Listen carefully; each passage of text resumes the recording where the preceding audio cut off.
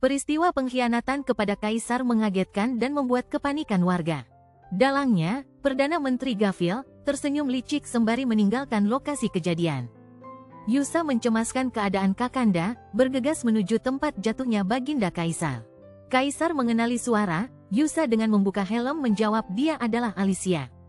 Sarma menyatakan dia semestinya lebih menyayangi Alicia, tetapi tiba-tiba terdengar jeritan ketakutan warga. Kemunculan monster menakutkan, menambah kepanikan peristiwa. Elm siap bertempur, kemunculan gargoyle diikuti oleh gerombolan monster lain mengepung ibu kota. Yusa pun bersiap melakukan pertahanan, meminta Kakanda untuk beristirahat dan mempercayakan semua kepadanya. Yusa kini telah mampu mengenakan perisai paus cadas. Dengan penuh percaya diri, menghadapi gargoyle, monster kelas kiamat. Melihat kegagahan adiknya, tiba-tiba Sarma bangkit dan dengan paksa meminta pedangnya kepada penyembuh istana.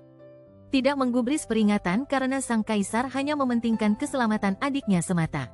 Berlari dari arah belakang, mendahului Yusa dalam serangan pertama ke gargoyle. Dan berhasil mengalahkan monster dengan satu kali tebasan pedang. Dengan penuh kegagahan di hadapan rakyat, Sarma sebagai kaisar tidak akan jatuh hanya karena luka kecil. Di tengah ketakjuban warga, Kaisar menitahkan rakyat untuk mengikuti perintah evakuasi, sedangkan pasukan untuk mengikuti dirinya. Elm menyaksikan antusias rakyat menuruti perintah serta menyambut motivasi sang kaisar. Dengan tidak tinggal diam, Elm pun meluncurkan sihir penyembuhan ke sahabatnya.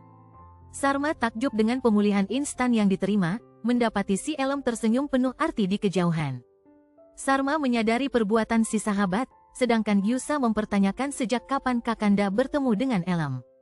Sedangkan di istana, Perdana Menteri Gafil menerima laporan kegagalan pengkhianatan.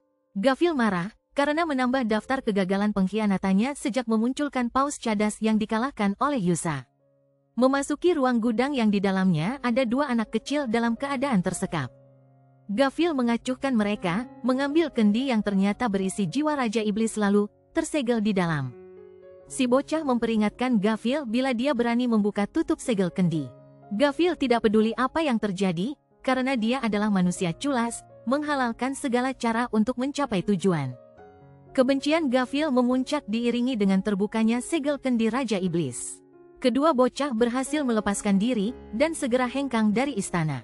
Dengan terlihatnya asap dari kejauhan, Elm menyadari ada yang membuka segel Raja Iblis purba. Sarma dan Yusa terpana akan kemunculan asap yang kini menjadi monster raksasa.